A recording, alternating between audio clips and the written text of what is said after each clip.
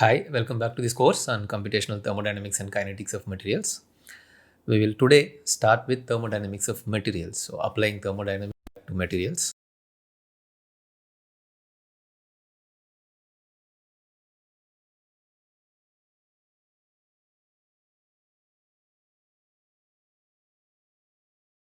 These are the contents for today. We will see what does it mean to apply thermodynamics to materials. Essentially, what we are looking for from thermodynamics, and we'll start with applying it to unary systems. We will start seeing what are the state properties of unary systems at 0 Kelvin. Then we'll start to increase the temperature and see how the state properties change. Then a related idea called lattice stability. Then what are reference and standard states. Once this is done for unary system, we'll go for two element systems, binary, where we will again see what is the change in state properties. Since we are talking about two elements, we'll be talking about mixing as the change, mixing or reaction. And for that change, how different state properties will be. Basically, internal energy change and enthalpy change we'll cover in this class. So when what happens when thermodynamics is applied to materials, what are we looking for? An example is here. Is a phase transformation possible at given conditions? Okay. The other way to ask the same question is a phase or set of phases stable at given conditions? Do they transform or are they stable? This is where the thermodynamic criteria for phase equilibria in unary systems come. So whether the phases are in equilibrium or are they ready to transform? Thermodynamics will answer that question. Then specifically, is mixing or reaction of elements possible to form a solution or a compound at given conditions? The same question, we are specifically putting it whether a reaction is feasible kind of a question here. So that can be answered by thermodynamics. So all these are answered by tracking the changes in state properties of materials. Essentially, the criteria we saw till the last class about Gibbs energy being reduced when a change happens in only the system. Okay. So systems Gibbs energy, if we are able to track, we can answer these questions.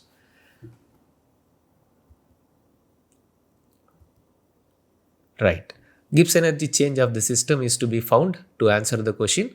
Since Gibbs energy change, one formula we saw for Gibbs energy change is this delta H minus T delta S. And in this, there is delta H which has delta U plus P delta V in it. Right. So what we will do is start with this U, find out the internal energy change, and then we will calculate or find out the enthalpy change. Once enthalpy change is calculated, then we can calculate entropy change and ultimately Gibbs energy change. So in that way, we will start with U followed by H, S and ultimately G.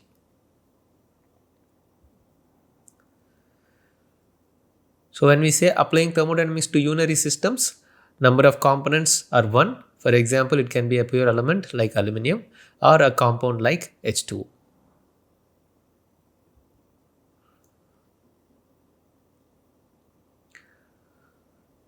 We'll start with internal energy of pure element at 0 Kelvin.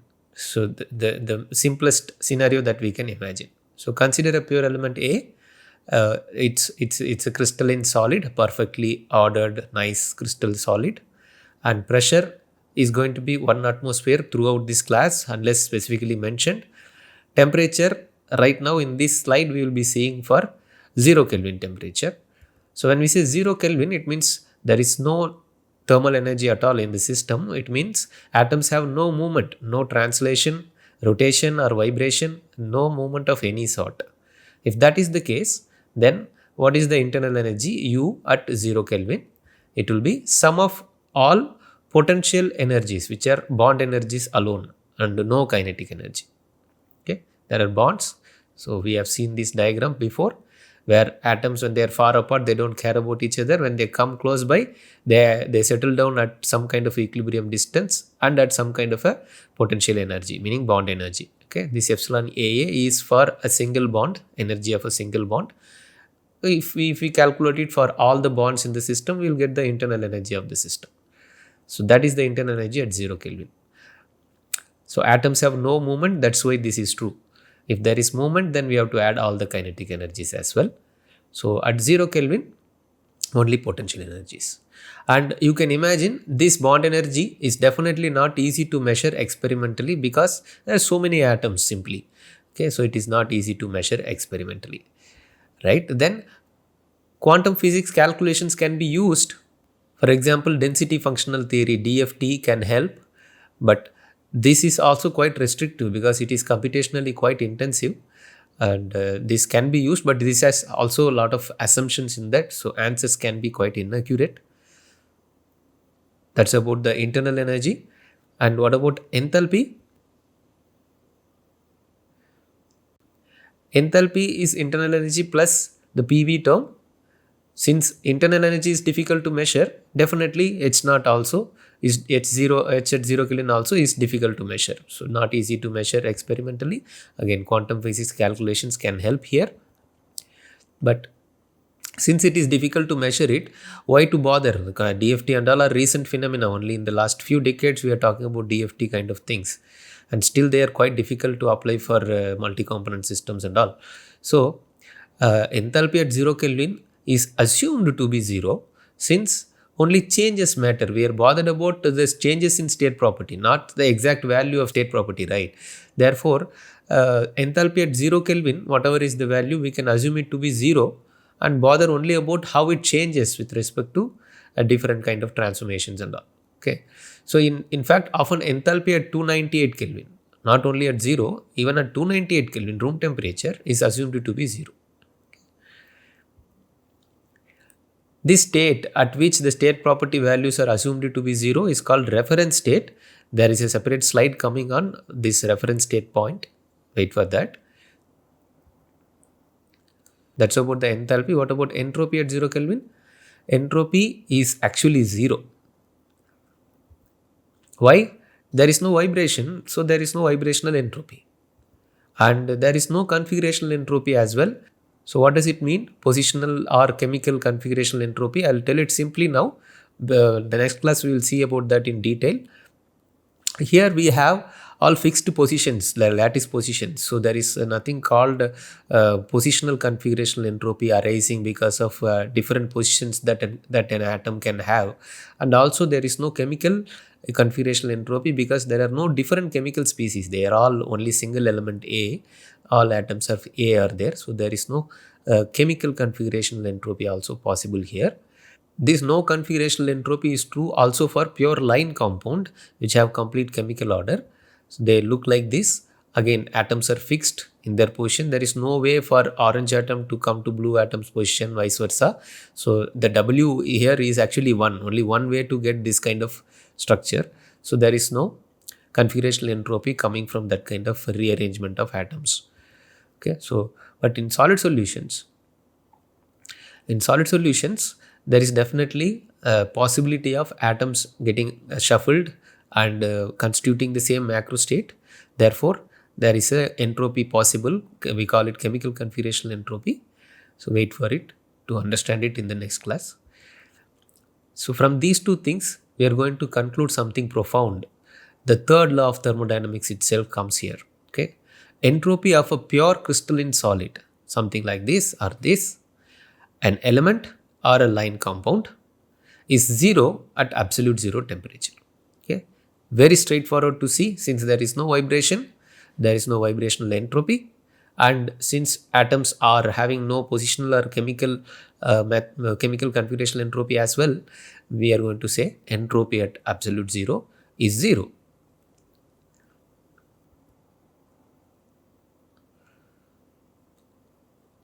What about Gibbs energy at 0 Kelvin? H naught minus T S naught. So G naught is equal to H naught because entropy is 0.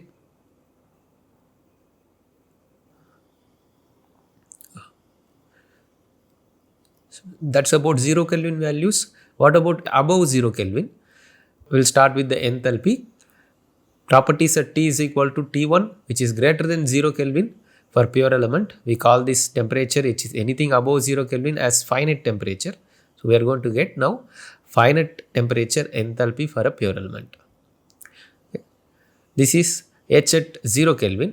From there, if we heat it up to another temperature T1, we are going to have this entire amount of enthalpy change, which can be calculated through this integration of 0 to T1 Cp dt. Okay, so if you take Cp and integrate it over the entire temperature range, you are going to get the amount of total heat supplied, which is basically the enthalpy change from this temperature to this temperature. Right? How does it come? Enthalpy at Ht1 here is H at 0 plus delta H 0 to T1. So we take this value and add this entire value so that you get the enthalpy at higher temperature. Now, this enthalpy change here is nothing but the amount of heat supplied to change the temperature. You know, enthalpy change is equal to the heat supplied at constant temperature. We have seen that previously. So, we are applying that here. How much heat energy is required to raise from 0 to T Kelvin or T1 Kelvin in this case. And that is nothing but the delta H 0 to T1. Since Cp is equal to delta Q by del T dt, this is the definition of Cp, and if Cp is constant, the answer becomes quite simple. Delta H 0 to T1 is nothing but Cp multiplied by the temperature change 0 to T1. Okay, so T1 minus 0 we can put here and multiply that with Cp, we will get the total heat supplied. But usually Cp is a complex function of temperature. Because it is so, we have to integrate it from 0 to T1 Cp dt. Then add it to the enthalpy at 0 Kelvin so that we get enthalpy at a higher temperature. But we know enthalpy at 0 Kelvin is difficult to get. So H at T1 we will say simply is equal to this integral Cp dt, and which is nothing but delta H of heating from 0 to T1. Why we are doing this? We are assuming H0 as 0. If enthalpy at 0 Kelvin is assumed to be 0, then we can remove this part and write Ht1 is equal to only this part. So assuming H0 is equal to 0, we can do this. And Ht1 now you can realize is only the change in enthalpy from its value at 0 Kelvin. You see, Ht1 we are writing it as the change in enthalpy, assuming H0 as 0. Okay, hence it is not the absolute value of Ht1. Okay, but we will not be telling that every time. However, it is not often mentioned as delta H. It is mentioned only as H, as if it is an absolute value, but it is not absolute value. You have to keep in mind it is with respect to reference state of H0 is equal to 0, meaning we are assuming H0 as 0. That's why we will not be using delta H, we will only use H.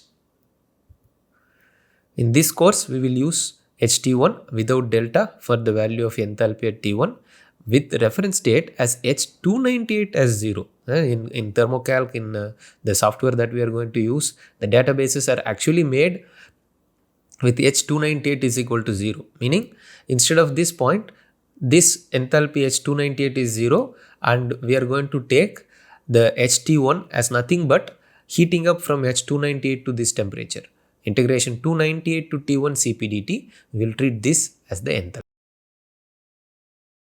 Now what about entropy change? S0 equal to 0, we know that.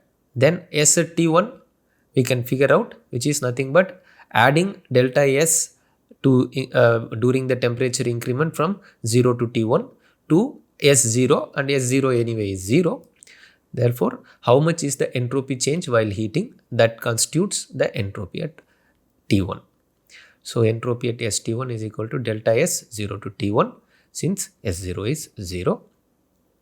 And delta S is equal to del Q by T. If we use that, then we are going to simply Cp, delta Q anyway is connected to the Cp. So, Cp by T dt if we take and integrate it, we are going to get the entropy change during heating. So, that's going to be the ST1. And it is the absolute value of entropy at T1. Unlike the enthalpy, S is actually the absolute value. ST1 is the absolute value of entropy at T1.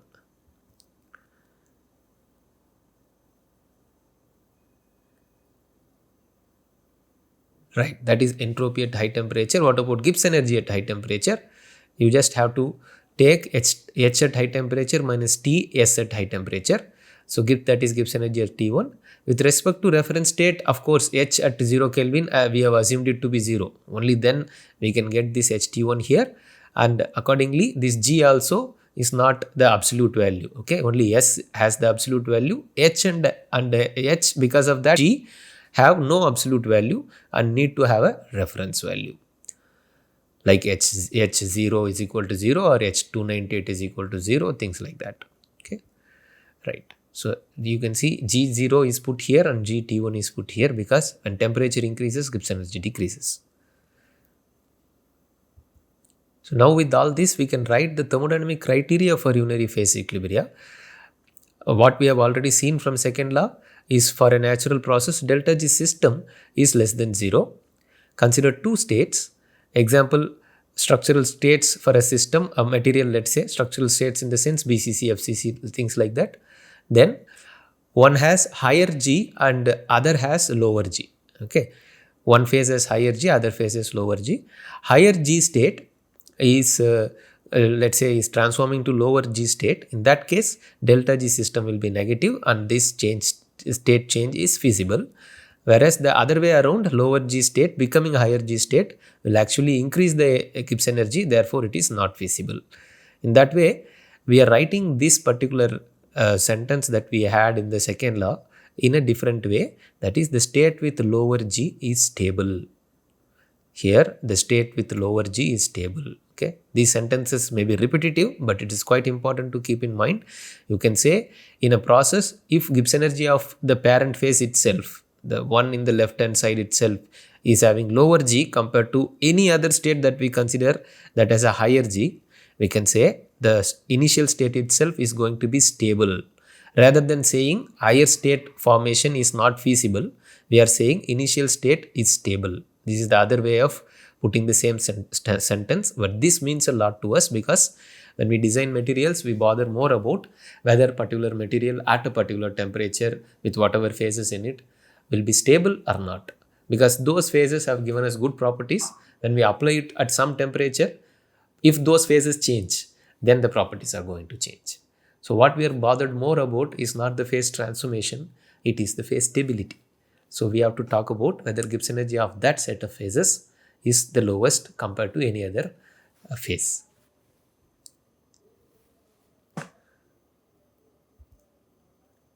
Now if we take this Gibbs energy for, let's say, pure aluminum and plot it against temperature, we are going to have a curve like this. This is for liquid aluminum, this curve is there, Gibbs energy against temperature, right? So if this comes from this equation, slope of G versus T curve is minus S. You think about it, this, of course, this is not a straight line, but if you treat this as y is equal to mx plus c, this mx part has x is temperature here, m is nothing but minus s, right? So it's like the slope is minus s for the G versus T curve.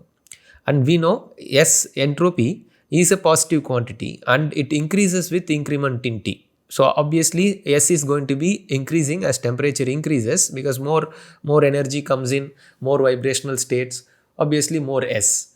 Okay, if that is possible, then G is going to decrease with increment in temperature. So a couple of slides back we said when temperature goes up, Gibbs energy will decrease. This is why it happens, because entropy increases with respect to temperature and negative of entropy is the slope of G versus T. So as T increases, G is going to decrease. Right? So that is for the liquid phase and this is for the solid phase, FCC phase. This is the curve for FCC phase. So that is Gibbs energy for FCC, and when they both intersect, we get the melting temperature Tm. Why this happens? Because G of both the phases decrease with increment in T. We understand that both FCC and liquid curves go down with respect to increase in temperature, but the rate of decrement with respect to temperature is different. You can see here G of liquid decreases at a higher rate with increment in T. Therefore, at some point in time, it's going to become lower compared to the solid. Okay. So two curves have to intersect. If this kind of thing happens, they have to intersect at some point. We call that temperature of melting. And any temperature below this melting point, we know the solid is going to be stable, which means the FCC is stable. The one with the lower Gibbs energy is stable below the melting point Tm. And above the melting point Tm, liquid is going to be stable. You can see that here, liquid is lower than solid above the melting point. Right. So at T equals Tm, what happens? FCC and liquid both are stable because both the curves are meeting here. Both the FCC and liquid phase have the same Gibbs energy, so both will be stable. The phase equilibrium now changes based on the G competition. This is what we see in this. So Gibbs energies of these phases are competing. Whichever comes as the lowest is the successful phase. Successful in the sense it's going to be the stable phase. That's going to be the equilibrium phase. So that constitutes the phase equilibrium. Okay. So G competition essentially drives the phase equilibrium. And this is the thermodynamic underpinning of unary phase transformations. Quite important.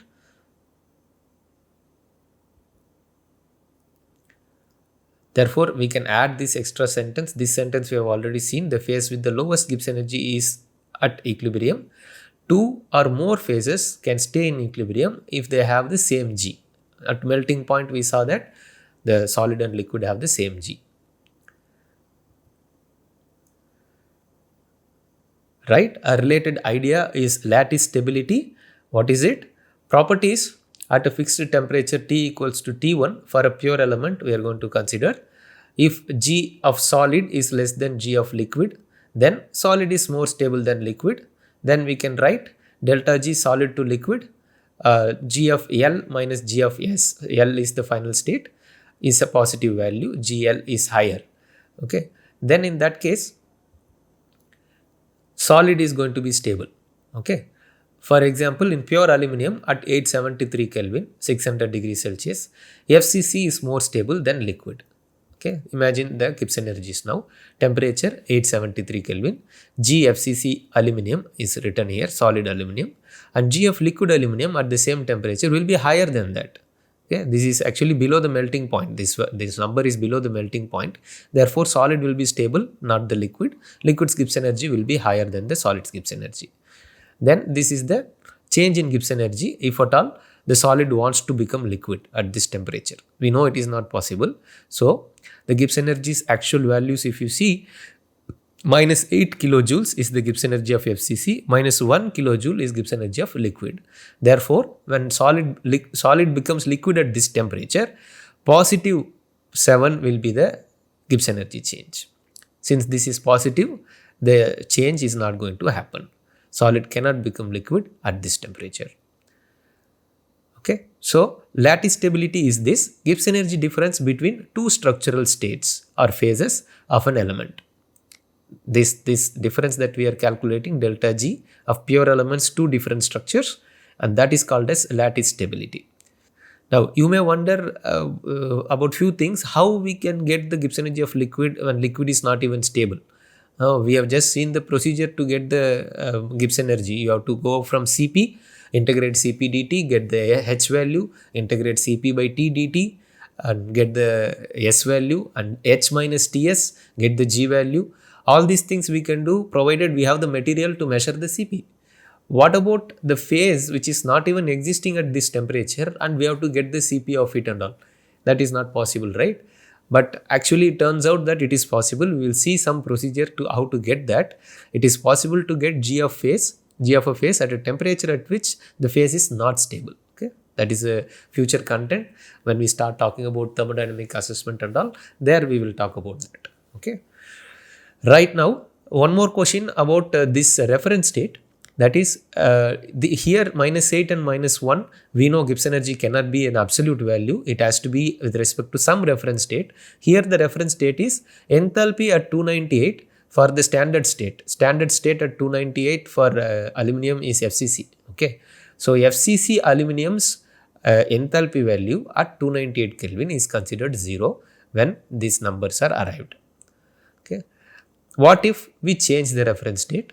Instead of enthalpy at 298 for FCC, can we go for Gibbs energy at 873 for FCC? At 873 also FCC is the standard state. So we will now take Gibbs energy value itself at 873 as 0. Then what happens? So this is the Gibbs energy value of standard state, which is FCC at 873. We are going to take it as 0. Then what happens? Liquid Gibbs energy will be 7. Then also the difference is going to be between the solid and liquid plus 7 kilojoule. So what do you understand from this?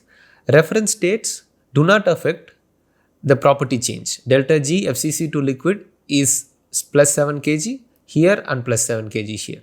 So that is not going to be affected by the reference state. So this is why we are bothered about assigning some reference state, because reference state will actually affect these values plus 7 or minus 1. What is the Gibbs energy of liquid?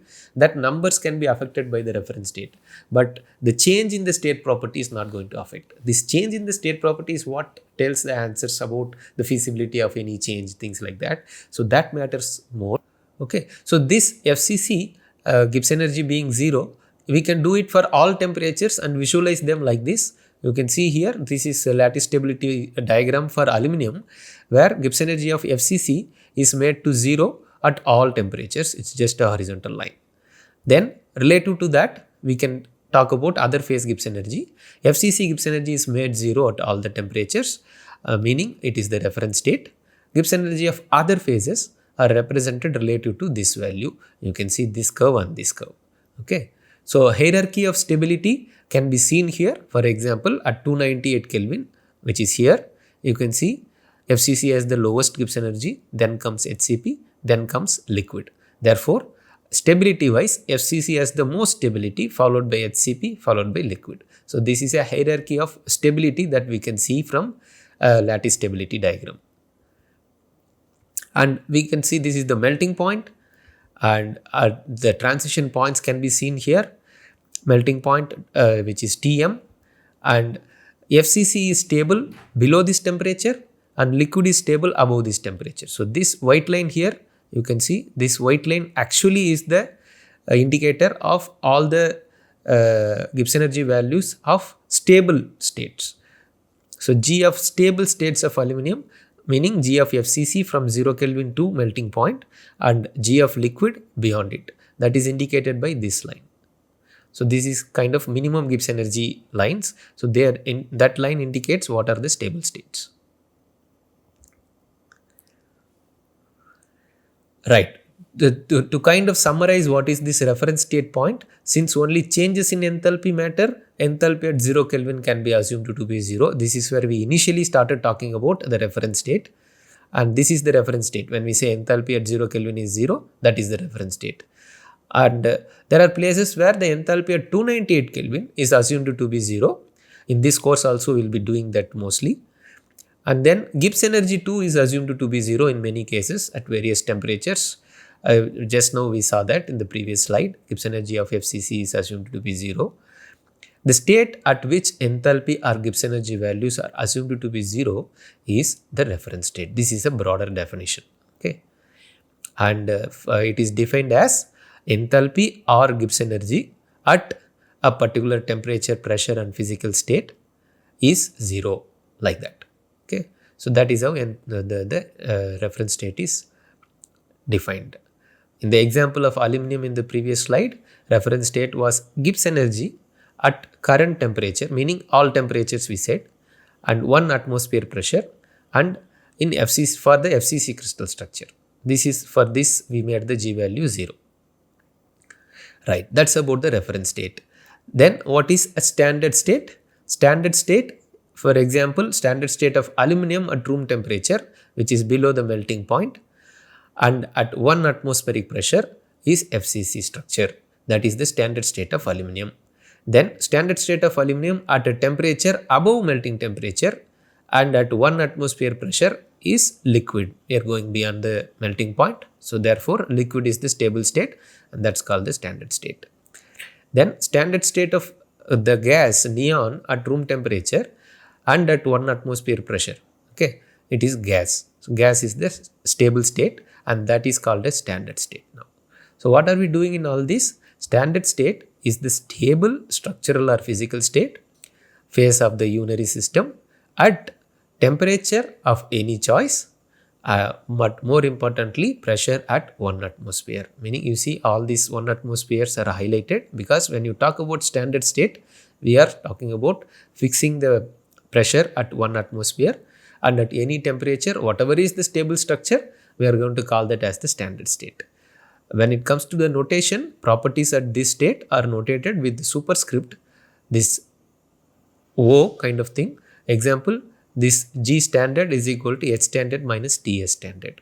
Okay, so this is quite straightforward. If at all you want to measure state properties of a material, that is whatever is the stable state for that, in that state only you are going to measuring the Cp and calculating all other properties from that, things like that. Okay, so therefore it is measured and available in the form of data tables in authentic sources for numerous materials. For example, CRC Handbook of Chemistry and Physics has this data. Okay. So particularly for this course, we will use this SER called as Standard Elemental Reference. The enthalpy at temperature 298.15 Kelvin and pressure is equal to 100 kilopascals, which is again 1 atmosphere in SI units of standard physical or structural state. We will call this as SER. For example, for aluminium, FCC is the stable state at this pressure and this temperature. Its enthalpy is considered as 0. H standard 298 is equal to 0 for aluminium. That is called as SER, Standard Elemental Reference. Why we are stressing it here is because in this course, we will be using SER when it comes to thermodynamic databases and all. Right. Now we will see change in unary state properties during a transformation. For example, melting, solid is becoming liquid. HL and HS are, let's say, are based on the reference state 298 Kelvin, meaning at 298 these values will be 0. Then enthalpy of melting is called as latent heat of fusion. How much is the enthalpy change when solid becomes liquid? That is HL minus HS at melting point. Okay, we are going to see how to understand it. Now this, in this side we have solid getting heated from 298 to this high temperature Tm, that is the melting point. Now we are going to also talk about what is the enthalpy of liquid at 298 and what is the enthalpy of liquid at melting point. Okay, so in both the cases these are getting heated up from room temperature to this melting point, let's say. Okay, so that we have this change added to the 298 value. Since we are assuming 298 value as 0, this change is basically equal to HTM. So here we are using Cp of solid to understand what is the total amount of heat taken, and in this side we are going to use Cp of liquid to heat it up from 298 to T. Now at melting point what happens? Solid is becoming liquid, so we have to bring a difference between these two values, which is the enthalpy change during melting, delta H solid to liquid, latent heat of fusion. Now you know that this HTM is nothing but delta H to heat it up from 298 to Tm. Okay, we said since we are taking 298 as 0, we are not putting this delta, we are simply calling it as H with respect to this reference state. If we don't use this reference state, what is the disadvantage? You can see that here. We have to call this value as delta H. We have to call this value also as a delta H. Basically to heat it up, this delta happens from some temperature to some temperature. This is a change, right? So we have to put a delta there. Then again there is a change, which is the melting. So we have to put this as delta of delta, which is weird, okay, unnecessary. We can simply call this as H with respect to some reference state and not put delta before that. Therefore, what we are seeing here is the delta. Right? So based on this, now we can go to a slightly more complex calculation of properties at a temperature T1, which is above the melting point. Okay. So here you can see this temperature 0 is here, melting point is here, and the temperature above melting point is where we want the HT1. To get that, what we need to do? We have to heat up the solid from this temperature to the melting point.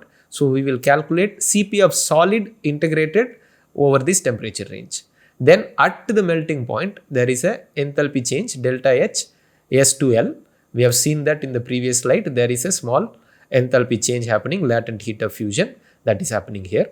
Then once everything becomes liquid, we have to take liquid's Cp and integrate it from melting point to a higher temperature, right? So therefore, we are going to use this formula. These three different terms are added. That is enthalpy at high temperature. Delta H S2L evolves at one temperature in pure metals. In alloys, you will see that it happens over a range of temperature. Then entropy change is again these three terms will come, but Cp by T dt we have to put. And here delta H S2L is there. Instead we need delta S S2L. Here Cp of liquid by temperature is integrated. This delta S S2L is nothing but the heat by temperature we are going to put. So that the heat exchange is delta H divided by Tm. This is Q by T kind of equation to find out delta S. Therefore, we get Gibbs energy change once we have this H and S at high temperature. So G of T1 is equal to H T1 minus this should be T1 S T1.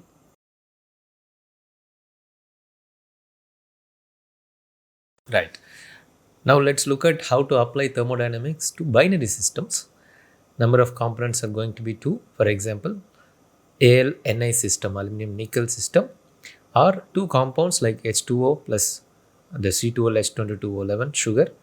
This kind of systems are also considered as binary, two components. Right. So when we say applying thermodynamics to binary systems, we are talking about things like phase formation, two elements mixing or reacting to form a phase or phase transformations, things like that. For example, mixing of two elements A and B, whether this mixing is feasible or not, whether they will mix or not. Find the change in Gibbs energy before and after the mixing to know the answer. So this is the initial state A and B before mixing, and this is the state after mixing, final state. This can be AB solution. We can say Gibbs energy in the initial state is Gibbs energy of this mechanical mixture. Nothing has reacted here, and here it is Gibbs energy of the solution. The solution's name here is phi.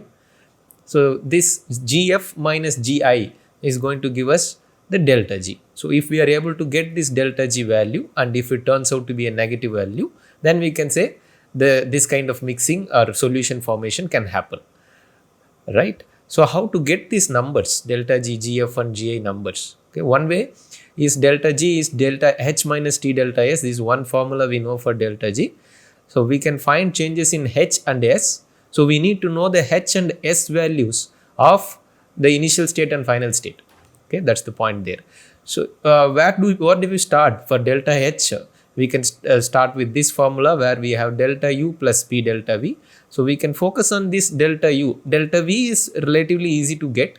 Delta U is something that we can focus on now to understand what is it. So everything in these equations, we are going to understand the physical meaning of them, so that you know when we talk about delta U during a mixing, or delta H during a mixing, delta G during a mixing, delta S during a mixing, what do they actually mean? So internal energy of mixing is the first thing that we are going to look at. When we say internal energy, we know what we are talking about. We are talking about change in potential and kinetic energies of particle constituents before and after mixing. So this potential part, if we focus first and understand what is that, potential part is nothing but the bond energy. What bonds we have? Initially we have AA bonds between blue and blue atoms, BB bonds between orange and orange atoms, and in the final state we have all the three. We have the blue, orange, and also blue and orange. Okay, so AA, BB and AB bonds. This potential part, if we look at it more carefully, what are these AA bond, BB bond and AB bonds we are talking about?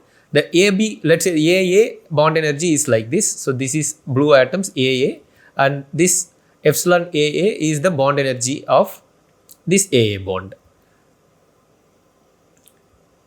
Then BB bond, the bond energy is this epsilon BB, that is the BB bond energy. If we have an AB bond, this epsilon AB is the AB bond energy. Okay. So now we know we have the energies of three different bonds. We will look at this AB bond formation a little more carefully. We have, let's say, one AA bond and one BB bond, and they end up both becoming AB bonds, two AB bonds, let's say, meaning the A atom from the first AA bond and B atom from the first B atom from the BB bond, they join together to form this AB bond, and the second atoms, they join together to form this AB bond. So two AB bonds are formed from one AA and one BB bond. It means that when two AB bonds form, one AA and one BB bond break, that means one AB bond replaces half of AA and BB bonds. Can we say that? Then potential energy change during one AB bond formation we can calculate. That's going to be this potential energy change during one AB bond. Okay. So epsilon AB is the final bond energy, AB bond energy, minus the average of initial bond energies, epsilon AA by 2 plus epsilon BB by 2. That's what we are saying here. A half of AA and half of BB bond. That means epsilon AA by 2, epsilon BB by 2. That is the energy we are going to replace with this new energy, epsilon AB. This is the new bond energy. Okay, so this part that we are subtracting is nothing but average of AA and BB bond energy. Okay, this is more like the initial state energy. This is the final state energy. So this is being replaced by this when the bond formation happens. So visualizing that, if you see, this is epsilon AA bond energy and this is epsilon BB bond energy. Therefore, average is going to be somewhere in the middle. This is the average of AA and BB bond energy. This is more like the initial state. Now, if we have an AB bond forming, this is the curve for the AB bond and it is slightly above this average. That means this is the epsilon AB, which is above or higher than half of epsilon AA and epsilon BB. In that case, energy has to go in. Energy goes into the bond formation so that this increment in energy can happen and AB bond can form. The other way around is this, where AB bond energy has lower energy. So epsilon AB is here. That means energy epsilon AB is less than the half of epsilon AA plus epsilon BB. Therefore, energy comes out of the bond formation. So the average initial state energy itself is here. From there, we are forming a bond which is stronger, meaning the bond energy is lower. Therefore, energy has to come out in this bond formation. If both are merging one on top of each other, then epsilon AB is equal to epsilon AA plus epsilon BB by 2. In that case, there is no energy going in or coming out.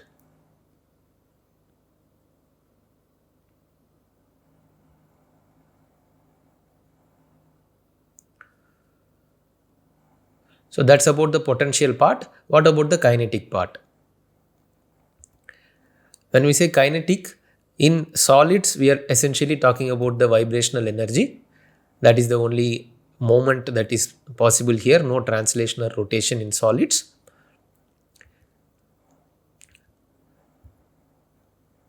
So we saw about this earlier. Vibrational energy levels are quantized and a distribution exists for these quantized energy levels. That means they accommodate the total vibrational energy. If the distribution is affected by the mixing, then the amount of energy accommodated changes. Okay.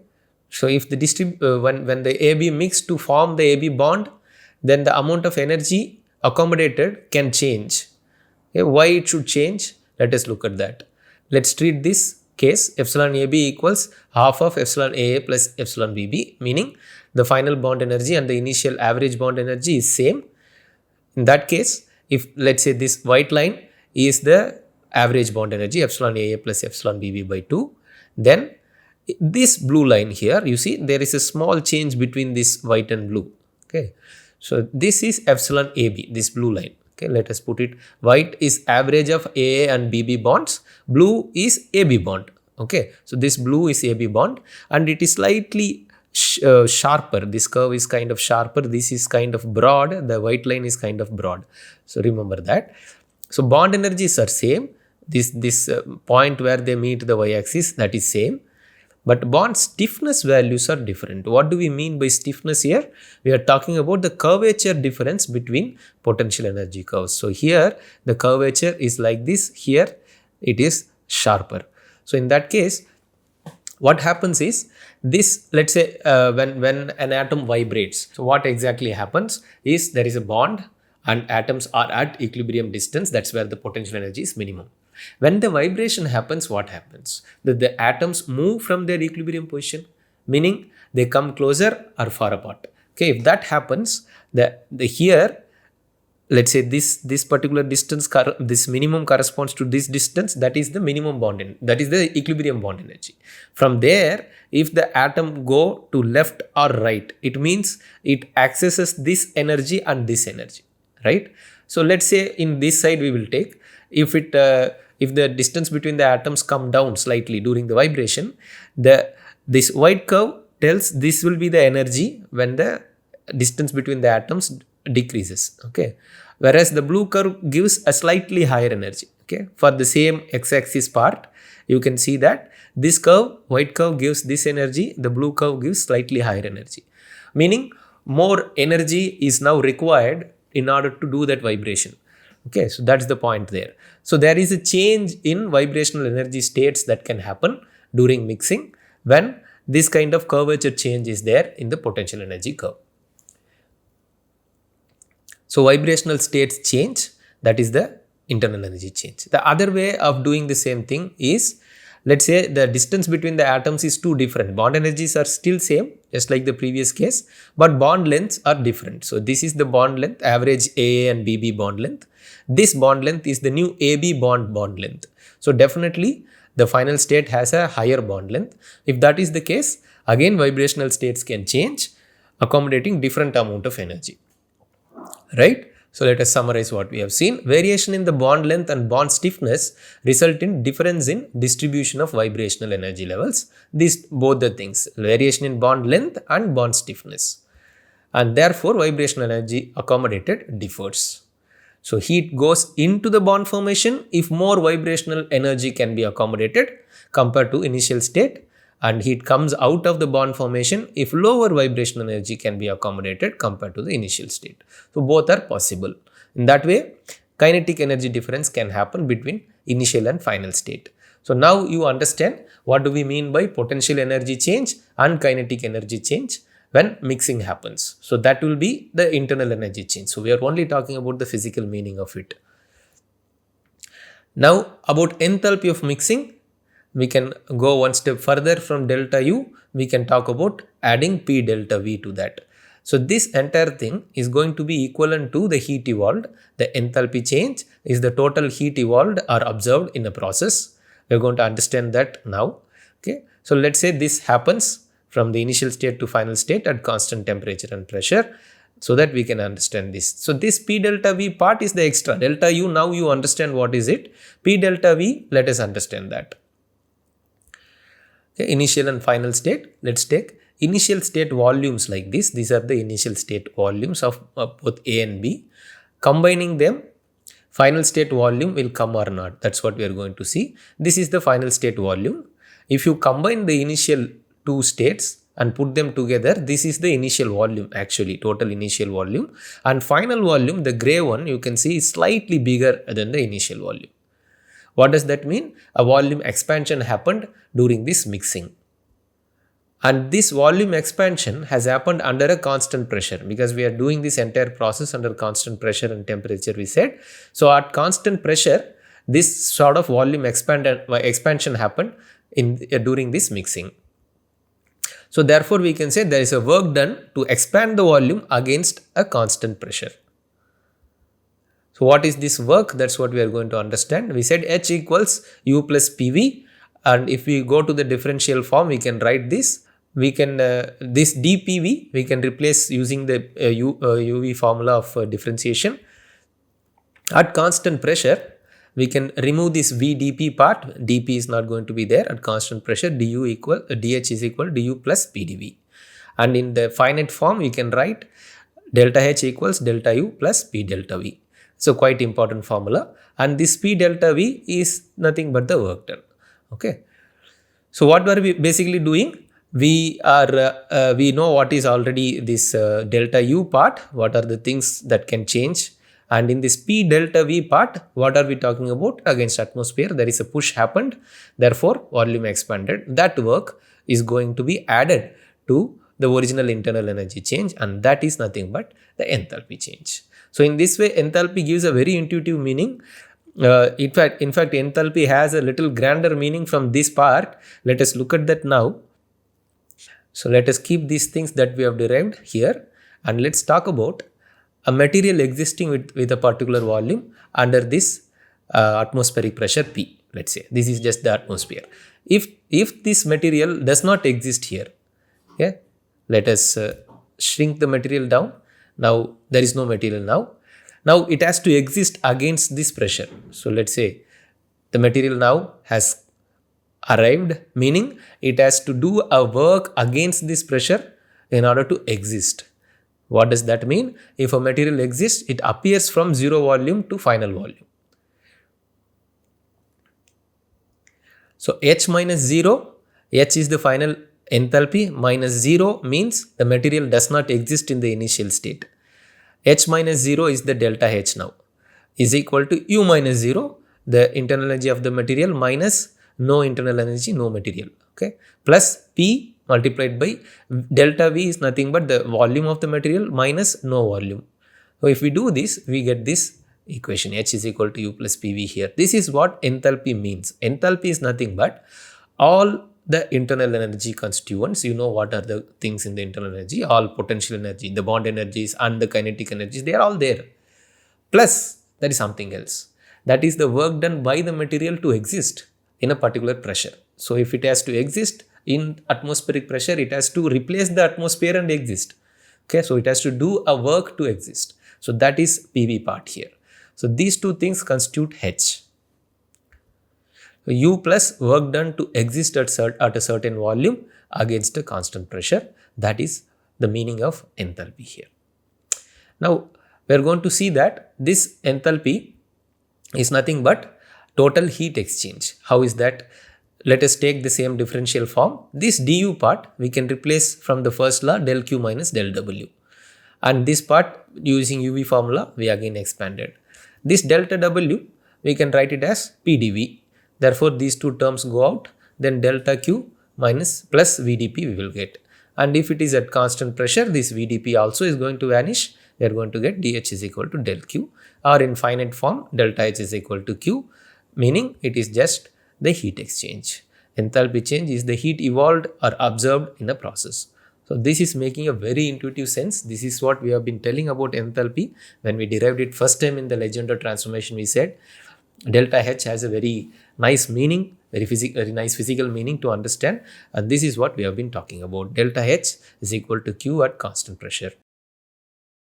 So enthalpy has different components. Do we need all these changes every time? Is there any simple way to treat enthalpy depending on the situation? Answer is yes. We are going to see about that. It's called quasi-chemical theory. Let's see what does enthalpy mean according to this theory. Let us start from delta H is equal to delta U plus P delta V, which is nothing but bond energy changes, kinetic energy changes plus P delta V.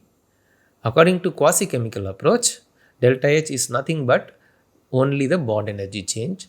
That means there is no kinetic or this P delta V term. This is a good approximation where kinetic energy changes of particles and volume change are negligible, which is the case in many of the solid state transformations. So this is quite useful.